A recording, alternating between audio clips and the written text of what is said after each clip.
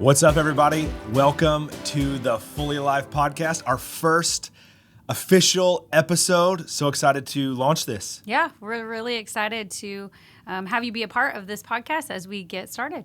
Yeah, it's going to be a lot of fun. We're doing this podcast, as we mentioned previously in the introduction, because we think it's important for our church, for Alive Church, anybody else who may be a part of this viewing, who might watch or listen to this, to help you, to encourage you.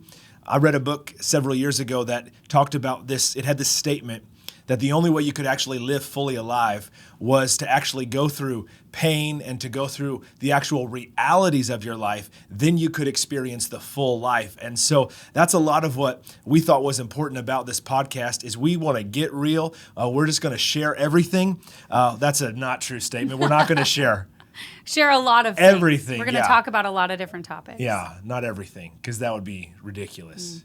Yeah, so we're going to jump in and have some fun learning a little about each other. Yeah, we're going to start off with a little game. Let's do it. Who is more likely to game? So who's more likely to game? No, the game is called Who is More Likely. Okay. Yeah. Who's more likely to game? I will say who is more likely something, and then we both say at the same time. Megan or Michael. At the same time. Let's go. You do it. Here we go. First one. Who is more likely to break something in the house? Megan. Although there was the time that you did try to hang a shelf and drilled a hole in the wall and hit a water pipe. That is right. Our first house in Chesapeake, Virginia, the first house we had in Chesapeake, I just kept pushing in harder and harder until it went straight through a water pipe, and then water squirted straight out. Yep. That was incredible. But I do think on the regular, I'm more likely. All right, who is more likely to start a conversation with a stranger at the grocery store? Michael. See, I would have said you. That's tough for me. I don't know. I could see you doing that also. It really depends. Who is more likely to cry during a sad movie? Megan.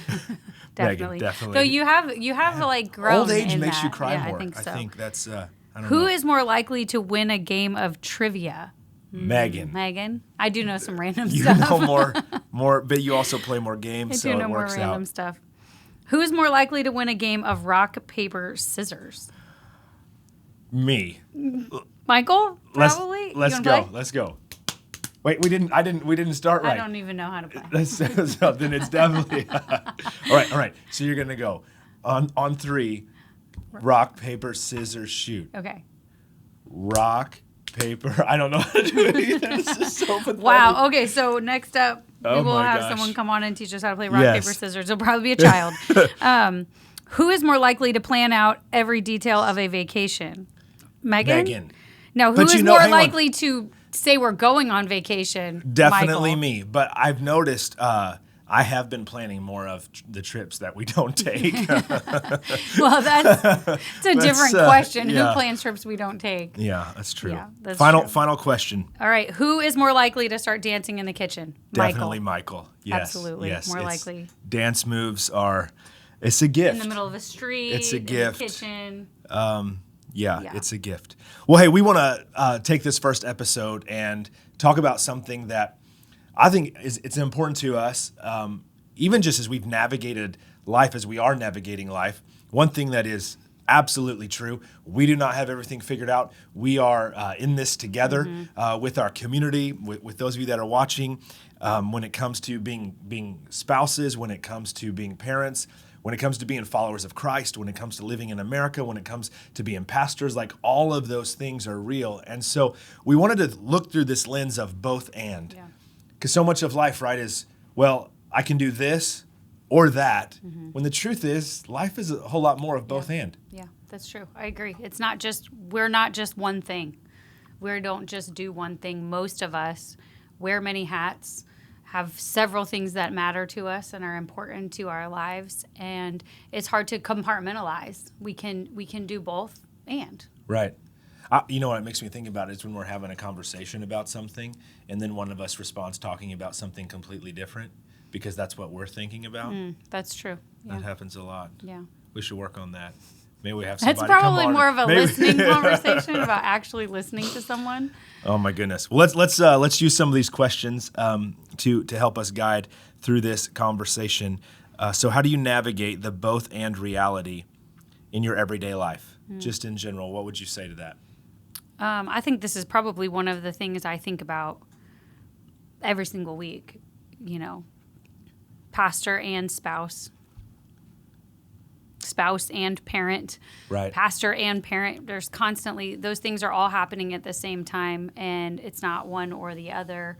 I'm always all of those things. Right. We're always all of those things, whatever we're doing, wherever we are. And so I can't just, right now I'm a mom, and right now I'm a pastor, and right now I'm a spouse, or I'm a wife. I think thinking about those things in terms of all of them at the same time helps us see them as an and.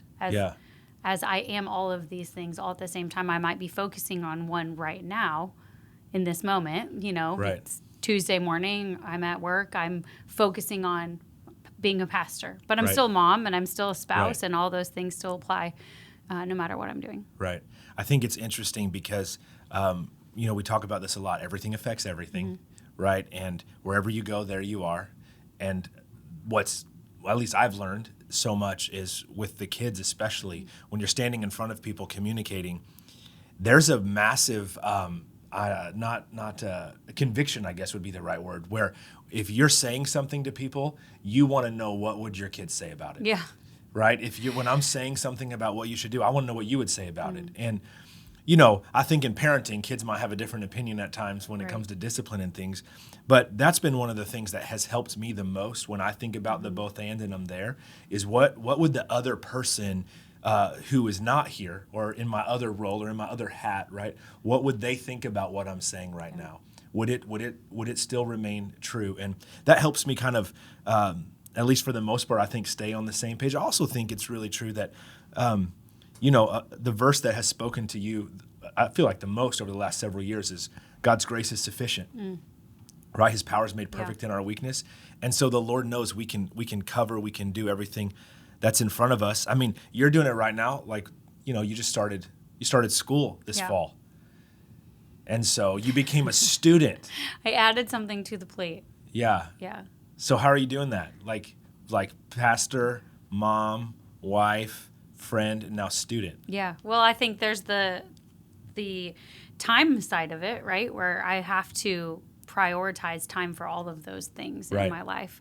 I have to have really good time management skills, but I also think they inform each other. The things that I'm studying and I'm learning, they're informing how I have conversations with you. The things that we talk about, they're informing pastoring. They're helping me grow in those other areas of my life. So I think the ways that the different parts of who I am are not separate. They blend together, and I'm able to see how one impacts the other. I think we don't go to work as just an employee or a boss. We go to work as a whole person. Yeah. So how my interactions with my family, my interactions with my spouse, my interactions with my kids, all of that is part of who I am, and it's part of how I lead and how I live. And so I think just thinking about it from that perspective helps, Right. That's awesome. You want to read the second question? Sure. All right. How are people pushed more towards the either or thinking, and how do you embrace the both and thinking together? I think that when we think about the either or aspect, that's what we see, and we're going to do there's a different podcast. We're going to talk about this in the division that's in the culture that we see so much, right? But I think that we have to be honest with the fact that two things can be true at the same time. There are not two truths. And I think that if we can parse that, sometimes it could really be helpful, right? Yeah. So I can do this and be focused on this, just as you were just talking, but I still care about those other things. Right. So it's not that I'm either going to do this or do that. I'm doing both of them. This is what I'm doing right now. And I think we can take a pressure off. I've watched you do that over the last couple of months as you've been in your master's program. And I don't know how you're doing it, and I think that you don't know how you're doing it because it's so much. But I watch how you're able to go, I'm doing this right now. I have to zone in. I mean, the other day, you're like, I have to write a 10-page paper today. So you took the day and you wrote a 10-page paper. But you're still there to talk to me about things when it came to at church, decisions we're trying to make at church. And then you're still talking about, what are we going to do in a parenting situation with one of our children? And then they're in the family. So I think that it's not do I become a student, or do I get to be a pastor, or it's always both. Yeah. 2 thoughts on that too. I think maybe this is more something that women feel, because I feel that pull between like vocation and mom. And I think a lot of people, a lot of women feel that. And there's this tension of, well, I have to choose one. And then there's this other side that says you can be everything, which is super overwhelming because none of us can be everything. Right. We can't do everything. But we can marry the things that we're called to do into something that is more like what God is calling us to do. I think we can be leaders, we can be mothers, we can be wives, and we just have to constantly seek God for direction on what does that look like in this season. Not I can just do everything, but what are the things, right? So we're talking about school, there's some things that I'm not doing right now, right? That I have to be like, this isn't the season for those things, and I'm going to make time for something else that's important. So I think that is true. And then I also think the perspective of like, I'm a Christian and I'm a mom. I'm a Christian and I'm, whatever your job is, whatever your role in life is in your vocation. I'm a Christian and I'm a spouse. That should inform how I interact with my spouse. The fact that I'm a mom interacts with how I am as a spouse, because how our relationship impacts our kids, right?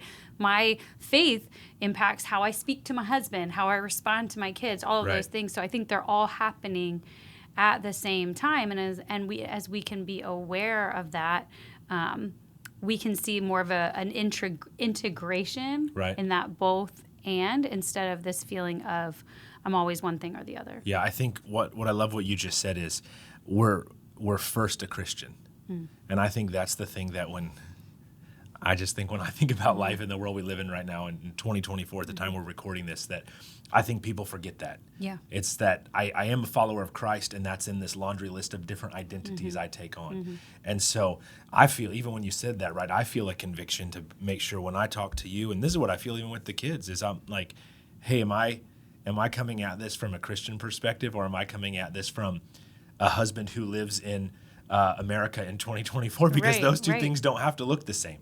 And I think it's important that we know we're first a Christian. Let's talk about this for a couple minutes. First, so the Bible says that when you get married, you become one, right? The two of you are one creation, right? You're no longer two separate people, but you're one person. And yet, we're two individuals. Now, this is a ton to unpack in one small episode, and maybe we will. We've been married 20 years. This year we celebrate 20 years. So how would you start us if we were to talk about keeping our individual identity while growing together as a couple? Because it's both. To put it in this context. I think that's something that's been challenging for us. I think understanding what it means to be individuals and be unified as a couple has been hard for us. I think there's been times and seasons where we've felt like this means we have to do everything together. We have to all like all the same things, enjoy all the same things. Well, you can't, I don't want you to go do that thing because we're not doing it together. I think it's something that we have grown into better, really beginning to appreciate each other's uniquenesses and differences, and being okay that I like things that you don't like, or you like things that I don't like. And I suppose there's a sense of security that has come with time. Maybe that makes that easier. Yeah, I think that when we first were married, so we'll just share this with everyone. We'll share this with everyone. I was like this jealous husband, jealous guy, where I'm like, I don't, if Megan really wanted to hang out or talk to anybody other than me, I felt hurt. I felt offended. It felt like rejection. Yeah, it was so. I was just a mess, basically. And I was a mess too. We don't have to unpack all that. Well, but I think even after going all in for Jesus, I think I still had to work through that understanding in marriage that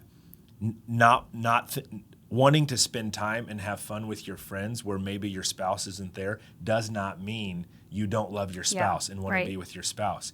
And for me, that personally, like that was not easy for me to learn and fully understand because I was like, well, if you want to hang out with somebody other than me, what you know what I mean? What's the deal? Yeah. And I think what I've learned in this is maybe this is part of what growing in love means so much. Like the more I love you, the more I want to make sure that you have healthy, strong relationships. The more I want to make sure that, you're engaged in working out or doing an activity that maybe you do with some of your friends that I'm not probably going to do yoga. I mean, I know I should, you know what I'm saying? But I can't stretch. I need to. But that's a whole nother episode. Again, we'll talk about stretching. But I think there's just things that, right, are healthy in that way. And I think as we grow in love, we actually want to see each other, honestly, just be fully alive and find those different things that, we're still together, even if we're not doing everything actually geographically together. Agree. Yeah. And I think we do enjoy a lot of things together. We do. We have a lot of when similar we interests. first We have a lot got of fun together. married, though, you used to love to watch sports with me, and you promised me that you were going to watch football with me, and you won't watch football anymore. I just didn't. Let's unpack that a little bit. That question's not on our guide, but let's talk about that a little bit. It kind of goes back to number one, the both and. When we first got together, like I wasn't a mom. I didn't have responsibilities. The kids will be fine. They'll do whatever. I mean, and it just seems that now that I'm older and I have more responsibilities and more things to do, that 4 hours of a football game they're only 3.5 hours. It's just not what I want to do with my time. But now you have teenage sons who will watch with you, and I can go do something else. You know what's amazing is we were actually out to dinner at a restaurant the other night when the Washington Commanders Chicago Bears game was ending. And if you're a football fan, you'll know what I'm talking about. If you're not, you can just mute it for like 30 seconds real quick. But they won at the end of the game on like a last-second Hail Mary. And I was walking our 8-year-old to the bathroom, and the whole restaurant just started screaming and yelling. I don't know why I just shared that, but it was interesting. Because sports are exciting to you, and you enjoy it, and I enjoy it too. But I think we've come to a place where it's okay that I don't want to watch a whole game. I enjoy. I'll talk about it. Like I found that moment exciting. I like to attend a game here and there. It's fun. Right. But I'm not in it. Right. There's other things that I enjoy that you're not as interested in, and I can have, it's healthy to have friends that we have conversations with and have interests with that are not necessarily it's so shared healthy by our spouse. Because I can't do girl talk and you can't do guy talk. I say that as a joke, but also seriously, right? Like we, gosh, there's so much we can talk. This is just the first episode, so we won't try to. We won't try but to some get of to the things, all of it, but we do 'cause there's all have this things stuff. that we enjoy doing together, and some of those we've had to figure out what they are. But we enjoy walking or running together. We enjoy skiing together. We enjoy, being active outside together. I mean, we like reading the same books and talking about them. That's something that I think that we've really learned, that we enjoy having intellectual conversation about things that we're learning and growing in. So what are the things? Tell everybody, what are the things that you would say we like doing together? I just listed 3. Running, walking, skiing, snow traveling. We love skiing. traveling. We love to travel. Yeah, snow skiing. Not water skiing. I just want to. I think I'm too. We old enjoy for traveling. That. Yes, traveling's Going great. and visiting new places. Mm-hmm. What would you say? I think that we like to work out together. We're growing in liking to hike. Yeah. So that's kind of a newer thing the last few years for us. We hiked Acadia National Park earlier this year. Yep. We're on the side of a cliff where you could just fall off with one step and die. So that's pretty fun. I enjoyed that. We like adventure together, and I think that's one of the things I love so much about what we get to do together. And then there's stuff that we're better off doing. Activities by ourselves. Like I don't play golf a lot, but you're not going to go play golf with me. So. And you're not going to do a puzzle with me. That's not You're true. You're grateful that I have friends who want to sit and do a puzzle. I have put a couple pieces on the puzzle board, and I even buy you puzzles. You do. You don't usually buy me golf clubs, but that's neither here. All right. That's neither here nor there. Well, here, number 5. Is there ever a tension between personal time and time together? How do you navigate that? Why don't you I've start? never had that tension. So I thought maybe you could say if you ever have have a tension. Of course there's tension with that because there's only so many hours in a week and we have a lot of responsibility. We've got kids that take a lot of our time and their activities take a lot of our time, and we have jobs that we love that take a lot of our time, pastoring the church. And so the amount of time that is either individual time or together time is not a lot. And so I think we've had to work on communicating well on what are you going to do with this time, and making sure we're on the same page about it because, I'm an introvert, so I want time by myself, and I need that time by myself. Right. And I think I'm an introvert too. I just wasn't when we got married. So, or you just didn't know yourself very well. I know myself so good now. So many years of counseling. But I think that is always a tension, and it's a bigger tension if there's not communication around it. I think the most important way to reduce that tension is that we have conversation of, a day off coming up, or we've got a Sabbath day where we've got, what are you planning on doing on this day? Let's make sure that we have the same expectation for this day. That's right. The biggest reason, we wanted to even have this conversation, not that it's the significant of like this is the first episode, so to speak, but the biggest reason to talk both and is because this isn't you can have it all, because that's a wrong mindset to go into. But the idea of both and is that with good communication, right, with having the right habits and strategies in place, the things that we know God has put on our heart, and at the same time, the real physical things that are in our lives, as we talked about. For us, we're pastors, we're spouses, we're parents, we're friends. Megan's a student. Like all these things are real right now. Yeah. And so there are ways to navigate and function and all those things. And it's all those things together that make you the full person. It's all those things together, right, that cause you to live fully alive. So really, we just want to encourage you today, whatever you're navigating, don't just check out of it. Yeah. Don't just say, well, this isn't for me, because maybe it's not the season. Right.